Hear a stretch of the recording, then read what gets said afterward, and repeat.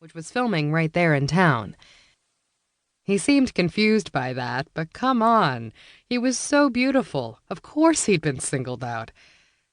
His scenes wound up on the cutting room floor, and silly me, I thought that would be the end of his professional acting foray.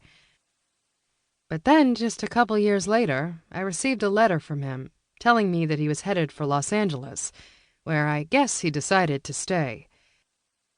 Back in his early Hollywood days, all that appeal lent itself to a flood of attention from the opposite sex, even before the inevitable fame.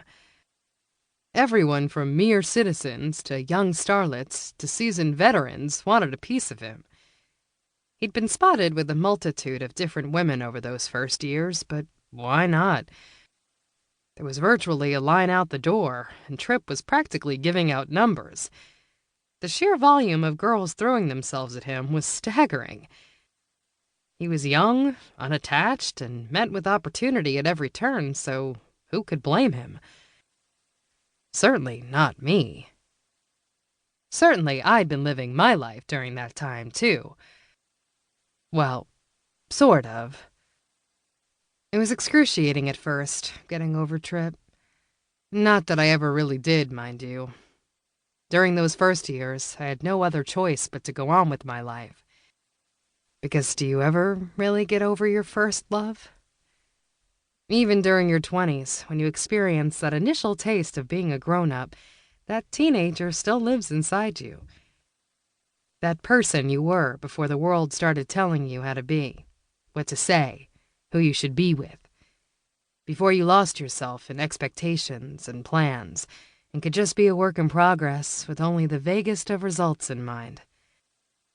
At the age of 26, I hadn't yet mastered the art of growing up. Truth is, I was a bit lost. I wasn't quite sure I knew who I was, or if I'd ever be found again. Tripp, on the other hand, could be found almost anywhere, if you knew where to look. In the summer of 2000, he was only just starting to acquire his notoriety. It seemed everyone in the movie industry knew his name, even if only a select few of us in the general public did. He'd had a few parts in a handful of films by that time, none of them starring roles. But that was the year everything was about to change. That was the year he came back to me. Part 2, 2000. Chapter 1. Return to me. We've really got to stop meeting like this, I purr, draped across Tripp as he lounges on the sofa, my head in his lap. It's sweltering hot outside, and he and I have opted to spend the day at my apartment, snuggled on the couch in relative air-conditioned comfort.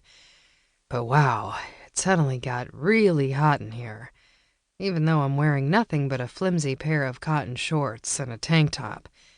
It's too hot even for a bra. I slide a hand up his neck and start playing with the hair behind his ear. I've always loved that spot, and I know it's the easiest way to turn him into putty, this beautiful man sitting on my couch. He leans his head into my hand as my palm flattens against the soft skin of his nape. He is looking at me intensely, those deadly blue eyes boring right through me, seeing into my soul like no one but him ever has. He quirks his lip and raises an eyebrow, and I feel my stomach drop. Tripp was my high school sweetheart, and I'm struck with how insane it is that he can still manage to stir such a reaction in me after all these years. "What?" I ask. "What's that look?" His voice is sultry, his tone is teasing. "Layla, if you don't know by now, you never will." "Know what?" I ask, the picture of complete innocence. Tripp knows that I'm full of it, but plays along anyway. "That look," he starts in, sliding to lie down on the couch, "is me thinking about every dirty little thing I'm going to do to you, and you know it." He's right. I do.